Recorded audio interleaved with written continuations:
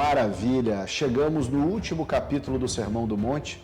Lembrando que o Sermão do Monte são 3 capítulos, ao meu ver, é o que existe de mais importante em toda a Escritura, é a essência de toda a Escritura. O Sermão do Monte começou por Jesus no capítulo 5, foi para o 6 e agora vai ser finalizado no capítulo 7. Começamos com um dos itens mais difíceis também das Escrituras, não julguem. Mas nós vamos entender por que Jesus fala para que a gente não julgue. Vamos lá. Versículo 1 do capítulo 7. Não julguem para que vocês não sejam julgados, pois com o critério que vocês julgarem, vocês serão julgados, e com a medida que vocês tiverem medido, vocês também serão medidos. A grande questão do julgamento que Jesus nos alerta é porque nós seremos julgados assim como nós julgamos. Então, quanto mais rigorosos nós formos nos julgamentos, quanto mais intensos, quanto mais feridores nós formos, mais feridos nós seremos. Essa é a palavra de Jesus Cristo. Então, não julgar, Jesus ele sempre está se dirigindo ao seu ouvinte, a mim, a você. Então, ele está falando, não julgue. Ele não está preocupado com quem está sendo julgado, ele está preocupado com o julgador. Você consegue perceber essa nuance? Quando ele fala não julgue, não julgue, ele não está preocupado com quem vai ser julgado, ele está preocupado com o julgador. Porque na medida que você julgar, você também será julgado. Então Jesus ele está falando diretamente para mim, diretamente para você. Ah, Diogo, então ele não se preocupa com quem está sendo julgado? Claro que ele se preocupa. Ele também tem palavras para aqueles que estão sendo julgados. Lembra? Vocês que são perseguidos pela minha palavra são bem-aventurados. Ele tem palavras diretas para aqueles que estão sofrendo julgamento. Ele tem a palavra direta para aquele que está julgando. Neste momento, ele está nos alertando, não julgue, porque vocês também serão julgados da forma que vocês julgarem. Pedro, por exemplo, um dos apóstolos, em determinado momento, que nós veremos inclusive, ele tira a espada. Jesus fala, Pedro, quem com a espada fere, com a espada será ferido. Então ali ele já traz uma situação prática. Isso que o Sermão do Monte já havia sido proclamado. Então, muitas das vezes, a gente ouve, assim como Pedro, assim como tantos, assim como eu, como você, a gente ouve e na hora da prática a gente tem que se lembrar. Na hora da prática a gente tem que se lembrar. Não julgue, porque da medida que nós julgarmos, nós seremos julgados. E agora vem uma grande chave dessa questão do julgamento, porque muita gente confunde julgamento com repreensão ao pecado. São coisas totalmente diferentes. Julgar com ódio ou julgar com aquele caráter de apedrejamento, que hoje seria de hater em redes sociais, isso é altamente nocivo para o julgador. É claro, também para o julgado, mas muito mais para o julgador. Mas agora existe uma chave. Porque se não houvesse essa chave, nós viríamos o pecado no nosso irmão, na nossa irmã, e não poderíamos alertá-los, mas alertar não é julgamento. Vamos entender melhor? Versículo 3. Por que você vê o cisco no olho do seu irmão, mas não repara na trave, ou seja, em algo muito maior que está no seu próprio olho? Jesus está dizendo. Ou como você dirá a seu irmão, deixe que eu tire o cisco do seu olho, quando você tem uma trave no seu próprio olho? Ou seja, você está dizendo, deixa eu tirar você está fazendo algo errado, mas eu faço 10 vezes mais errado do que você e eu estou tentando te ajudar. Não faz o menor sentido. Não faz o menor sentido.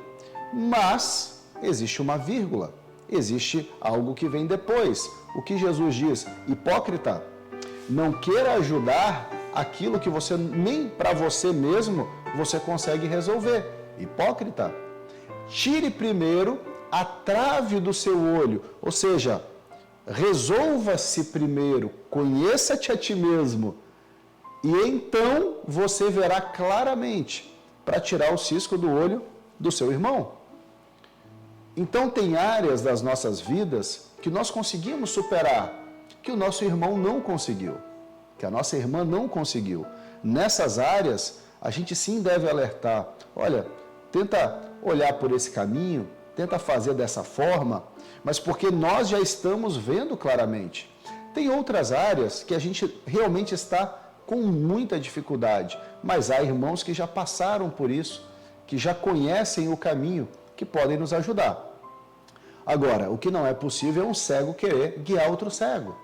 Aquele que ainda não conseguiu resolver, não teve ainda o autocontrole e vai julgar o outro irmão. Isso não faz o menor sentido. Parece clara essa palavra de Jesus? É tão forte e é tão impactante que eu coloquei como sendo a chave. Então, podemos sim tirar o cisco do olho do irmão, podemos tentar conduzir o irmão para o caminho correto, para o caminho do bem, claro, desde que a gente tire primeiro dos nossos próprios olhos. Você já ouviu aquela frase?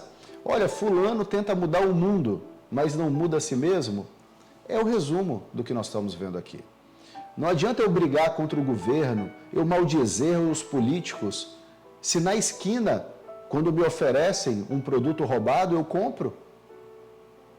Não adianta eu querer esbravejar contra o mundo, contra as leis ambientais, se na hora, por exemplo, de cuidar do meu meio ambiente, eu jogo lixo no chão. Eu primeiro tenho que tirar a trave do meu olho para tirar o cisco do olho do meu irmão. Então, mudar o mundo é algo que só é possível quando nós mudamos a nós mesmos, quando a nossa postura começa a ser correta aos olhos de Deus. Aí a gente consegue orientar, conduzir e, claro, sem ódio, sem rancor, com amor, para que algo seja feito para a honra e glória do nosso Senhor. Maravilha! Eu falei que era a chave, né? A gente consegue observar agora que é tudo muito profundo, é tudo muito profundo. Jesus não veio para brincar, Jesus não veio se entregar numa cruz, morrer, sofrer, se não fosse para fazer a maior revolução que é possível na vida de um ser humano, dentro do seu próprio espírito. Renascer para Cristo. Isso é maravilhoso, glória a Deus. Vou avançar. Pérola aos porcos. O que significa isso? Também é muito forte, Jesus deixa claro, é importante que a gente internalize. Versículo 6. Não deem aos cães o que é santo, nem joguem as suas pérolas diante dos porcos, para que estes não as pisem com os pés e aqueles, voltando-se, não estraçalhem vocês. Ou seja, aquilo que é santo tem que ser entregue a quem quer receber, a quem está disposto a receber. Não podemos trazer toda a nossa luz, tudo que nós temos, para quem não quer e pior, para quem vai destruir aquilo que nós temos. Isso é algo que existe um limiar nisso. Ao mesmo tempo que Jesus diz, vá a todos os povos, a todas as nações e leve o evangelho, ele diz, não dê pérolas aos porcos. Mas ele também diz, quando ele ordena, vá e leve o evangelho, mas se alguém não te receber, bata a sandália em testemunho contra aquele que não quis receber e continue. Ou seja, você não quer, nem a poeira da tua casa eu quero levar. Esse é o resumo. Não podemos dar pérolas aos porcos. Por quê? O joio está misturado com trigo. O que é de Deus, o que não é de Deus, que é o joio, está misturado com o que é de Deus, que é o trigo. Então a gente não sabe, nessa grande plantação, o que é de Deus, trigo, e o que não é, joio. Então a gente tem que levar a mensagem para todo mundo, para todos. Mas na feita que a gente já identificou que está sendo rejeitado, que realmente não quer, que está escarnecendo sobre a palavra, sai, se afasta e vai para outro, porque uma hora nós vamos chegar no trigo, nós vamos chegar nos escolhidos. Então, a mentalidade que nós temos que ter é que você, por exemplo, que está assistindo esse vídeo, é óbvio que é trigo. É uma colheita frutífera, porque está aqui assistindo e observando e analisando.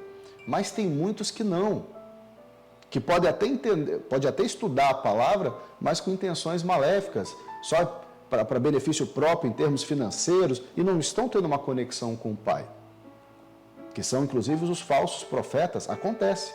Então é muito importante a gente saber o que é o joio, o que é o trigo, o que são os porcos, aquele que não adianta realmente. Claro que nós vamos tentar, não cabe a nós julgar se aquilo ali tem solução ou não tem solução.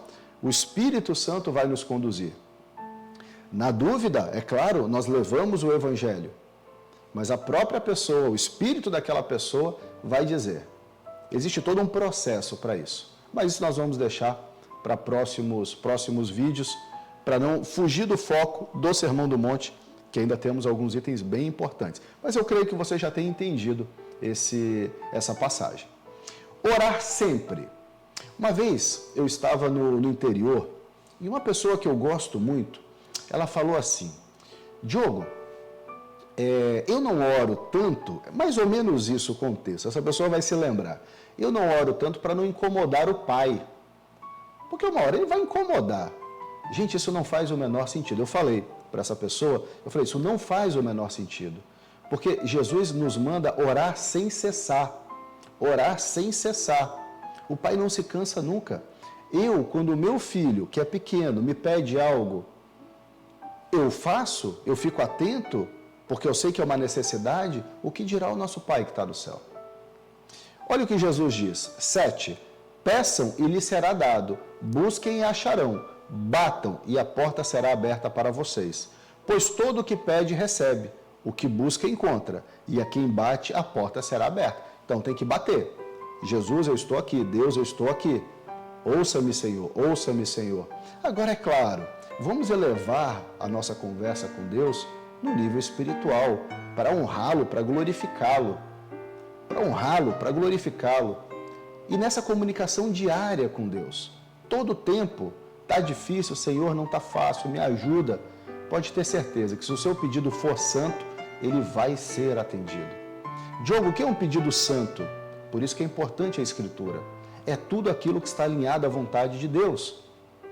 Senhor, eu preciso restaurar a minha família. Senhor, eu preciso ter mais perdão. Senhor, eu quero me esvaziar dos meus sentimentos nocivos. Eu quero me aproximar do teu coração. São todos pedidos santos. Ele vai atender, as portas serão abertas. E o resto, financeiro e etc., tudo lhe será acrescentado. Nós já vimos, inclusive, isso na passagem. A gente tem que ter fé nessa palavra. Maravilha, maravilha? Agora olha só. Deus é Pai, mas Ele é o bom Pai. Eu tenho experiência de um pai na terra que foi ausente. Muitos têm experiência de não ter convivido com o pai. Outros, o pai faleceu até mesmo antes do nascimento. Do nascimento. Acontece. Então, a referência de pai, ela serve para alguns e para outros não. Mas a gente consegue observar, né, no nosso ambiente, na nossa vizinhança, poxa, esse é um bom pai, está ali um bom pai conduzindo o filho, mesmo que a gente não tenha essa experiência. Mas Deus, Ele é o bom pai. Então, Ele usa a figura de pai, que é o que nós conhecemos, do bom pai.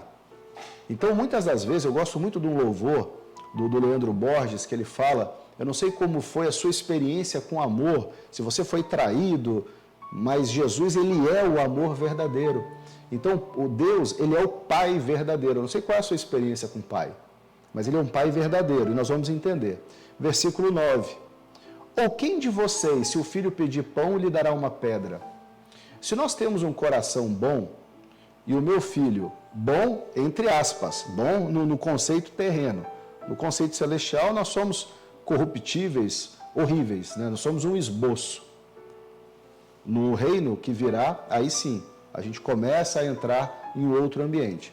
Mas mesmo assim, na terra, né, com o coração corruptível, se um filho pede pão, a gente vai dar uma pedra por maldade? Claro que não. Ou, se pedir um peixe, a gente vai dar uma cobra? O filho, pai, eu quero um peixe, eu estou com fome, você vai dar uma cobra para picar seu filho? Claro que não. Então, se a gente, sendo maus, na visão celestial, mesmo a gente se achando bom, viu? Eu já vi muita gente dizendo, não, mas Deus conhece o meu coração, eu sou muito bom. Todos nós somos corruptíveis. Todos nós somos maus aos olhos de Deus. Todos. Nós somos redimidos pelo sacrifício de Jesus Cristo. Todos nós somos maus. Então não caia na ilusão, não, eu sou bom e não faço mal para ninguém. É claro que faz. Somos egoístas, somos sim, somos rancorosos em graus diferentes. Então Jesus ele fala no versículo 11, ora, se vocês que são maus, está falando para todos, sabem dar boas coisas a seus filhos, quanto mais o Pai de vocês que está nos céus dará coisas boas ao que lhe pedirem. Ou seja, eu sendo mal, o meu filho pede, eu atendo, às vezes até demais da conta. Imagina o nosso Pai que está no céu. Ele atende, mas não esqueçamos que é no tempo dele, é da forma dele, porque ele está preocupado com o nosso crescimento espiritual e não só material. Gente, o material terminou esse plano, acabou. Não adianta que a gente juntar tesouro aqui na terra, porque quando partir para adorar verdadeiramente Cristo e o nosso Deus amado, não tem mais ouro, não tem prata. Então, ficar tão preocupado com o mundo material é esquecer do mundo celestial. Essa é uma grande chave. Agora, faça como para si. O que significa isso? Faz para o outro, Jesus diz, como se fosse para você mesmo. Versículo 12. Aqui é outra chave potente, importante. Portanto, tudo que vocês querem que os outros façam a vocês, façam também vocês a eles, porque esta é a lei e os profetas. O que significa isso, Diogo? Essa é a lei e os profetas. Isso é o resumo de toda a Escritura e de tudo que foi profetizado. Faça ao próximo como gostaria a você mesmo. Por exemplo, vamos lá, vamos a um exemplo que eu utilizo muito na minha vida. Alguém me incomoda em qualquer ambiente, tá? A pessoa está enjoada ali, tá? Sabe quando a pessoa quer te irritar, furou a fila, e eu não sei o que está acontecendo com ela. Não dá uma raiva? Não dá uma vontade de ir lá e muquear a pessoa? Dá ou não dá? Esse é o nosso coração corruptível. Isso é o que nós temos dentro da gente. É o pecado que já existe em nós. Mas Jesus diz, faça para o outro o que você gostaria que fosse feito para você. Aí eu fico pensando, bom, se eventualmente o meu filho tivesse com uma urgência, e eu não sei qual é o problema dele, ou mesmo que ele cometesse um erro e furasse uma fila, o que eu gostaria que fizesse para ele? Será que eu gostaria que alguém fosse lá e desse um soco nele? Ou eu gostaria que alguém fosse e falasse para ele assim, ô amigo, você está precisando de alguma coisa? Está furando a fila, mas está tudo bem contigo? Eu nem passei a analisar comigo, eu analisei como se fosse para o meu filho, porque eu sou muito mais misericordioso com ele do que comigo. Mas vamos pensar se fosse comigo. Poxa, se eu estivesse furando uma fila, eu gostaria que alguém chegasse me agredindo? Ou que conversasse com jeito, ou que tentasse entender, porque às vezes eu posso estar num mau dia, eu posso estar num péssimo dia, eu posso estar com depressão, eu posso estar com ansiedade, eu posso estar numa crise, eu posso ter sido humilhado, eu posso ter brigado em casa. Estão entendendo? Eu gostaria que alguém chegasse, amigo, está tudo bem contigo, eu posso te ajudar, posso te servir uma água? Eu estou errado, mas automaticamente eu cairia em si e diria, poxa, desculpa, eu furei a tua fila. E o estado já mudaria. Essa é a grande chave que Jesus quer nos ensinar. Ou seja, faça ao próximo o que você gostaria que fosse feito para você mesmo. Agora, se eu ficar pensando, se eu estou agora daquele outro lado, a pessoa furou a fila, e eu já começo a ficar indignado, não, se coloca naquele lugar. O que eu gostaria que fizesse para mim? Essa é uma grande prática. Eu costumo utilizar a imagem do meu filho. Quando eu vejo coisas erradas e que me incomodam muito, eu penso, poxa, se esse menino ou se esse senhor fosse o meu filho, como eu gostaria que tratassem ele? Já me ajuda bastante. Agora, se eu penso, se fosse eu, aí resolve. Então Jesus, ele é uma fonte de sabedoria porque ele é o nosso Criador. Nada foi feito senão por ele. Existe o Deus Pai e existe Jesus como Filho unigênito que participou de toda a nossa criação. Então ele conhece, ele é o Criador, nada melhor que o Criador para entender o manual de instrução. Não é verdade? Nós só somos os operadores. Ele é o Criador, ele entende o que ele está dizendo. E é verdade. A porta estreita, gente. Vocês estão vendo que o Sermão do Monte, Jesus vem falando, a gente está chegando no final. falando, orientando, e vocês observam que se eu quero a porta larga, ou seja, eu não quero perdoar, eu quero chutar o pau da barraca, eu não penso no próximo, essa é uma porta larga que não leva a nenhum lugar. Quando eu vou entendendo e afunilando os caminhos de Jesus, é a porta estreita. Aí vem o versículo 13. Entrem pela porta estreita, ou seja, entrem pelo meu caminho, entrem pelo que eu estou ensinando, porque não são todos que estão dispostos. Porque larga é a porta, espaçoso é o caminho que conduz para a perdição. E são muitos os que entram por ela. Gente, a promiscuidade, pornografia, a maledicência, isso é a porta larga. É onde naturalmente as pessoas vão. Porque o nosso coração é corruptível. Isso é agradável a um coração sujo, pecaminoso. É agradável. A gente tem que lutar contra isso. Aí vem o versículo 14. Estreita é a porta e apertado é o caminho que conduz para a vida. E são poucos os que o encontram. E é uma grande verdade. Nós estamos aqui agora reunidos, tentando entender melhor a mensagem de Jesus Cristo, mas depois deste devocional, a gente precisa aplicar. E não é fácil. Não é fácil nós sermos agredidos e oferecer outra face. Não é fácil eu olhar uma barbaridade e tentar entender, poxa, mas se fosse eu naquele lugar, como eu gostaria de ser tratado? Mas esse é o caminho estreito que nós devemos buscar, porque o resto está todo mundo buscando a porta larga. Então nós que estamos aqui usufruindo, é um deleite essa mensagem de Deus, nós já temos a mão de Deus aqui na nossa frente, dizendo, este é o caminho, glória a Deus. Agora cabe a nós praticarmos, lutarmos diariamente, nos apoiarmos como irmãos diariamente. Diariamente. E olha, próprio Jesus Cristo disse, haverá falsos profetas. Nós temos que ter uma atenção. Não é toda a igreja aberta que tem alguém pregando que ali existe a mensagem de Deus. Cuidado. Existem muitos enganadores e o Espírito Santo vai nos conduzir para o que é o correto. E a gente precisa estar atento. Jesus nos alerta a isso. Então, cuidado com aqueles que pregam a palavra de Deus, mas fazem o oposto. Aqueles que pregam a palavra de Deus de forma deturpada. O que Jesus diz? Versículo 15. Cuidado com os falsos profetas, que se apresentam a vocês disfarçados de ovelhas, mas por dentro são lobos vorazes. Pelos seus frutos vocês os conhecerão. Por acaso se colhem uvas de espinheiros ou figos de ervas daninhas? Ou seja, se eu tenho uva, eu vou colher do pé de uva. Então, a obra vem, tem que fazer sentido. Assim, toda árvore boa produz bons frutos, frutos bons. Porém, a árvore má produz frutos maus.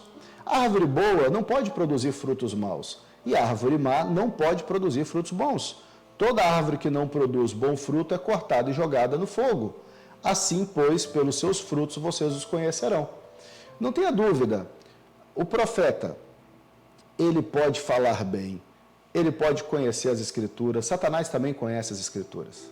Satanás conhece. Lembra as tentações do deserto? Satanás tentava Jesus com as Escrituras e Jesus rebatia com as Escrituras. É o fruto. O que Satanás queria naquele momento? Ele queria que Jesus não cumprisse o seu caminho, para que o mundo continuasse sendo eternamente dele. Jesus não. Satanás também está escrito, afasta-te ao final das 3 tentações. Então existem profetas que conhecem, mas a intenção é maligna, o seu coração é do maligno e atenção, afastem-se deles, porque eles têm o poder de corromper aqueles que estão buscando a verdade. Agora, glória a Deus, para tantos falsos profetas, existem uma infinidade maior de bons e verdadeiros profetas. Maravilha, glória a Deus. Por quê? Porque o mal não vence, isso já está testificado. Agora, é claro, é orar por aqueles que estão perdidos e profetizando coisas em desacordo com a palavra. Porque se eles não mudarem, eles serão queimados, cortados e jogados no fogo, versículo 19. Então, o ideal é que a gente ore por eles, para que eles realmente encontrem verdadeiramente Jesus Cristo. Dizer Senhor não basta. Então, eu me recordo dessa mensagem de várias pessoas que falam Senhor, Senhor, Senhor. Isso não basta. É o coração. Não é, volto a dizer, não é carregar Bíblia embaixo do braço, não é cumprir tabela na igreja, é o coração, é o coração. Claro que carregar a Bíblia embaixo do braço, eu carrego, é a minha arma, é a minha flecha contra o inimigo.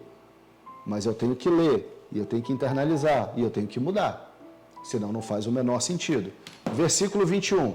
Nem todo que me diz, Senhor, Senhor, entrará no reino dos céus, mas aquele que faz a vontade do meu Pai que está nos céus. Ou seja, muda o coração para fazer o que o Pai quer. Muitos naquele dia vão me dizer, Senhor, Senhor, nós não profetizamos em seu nome não expulsamos demônios, em seu nome não fizemos muitos milagres. Isso não basta, eu já falei várias vezes.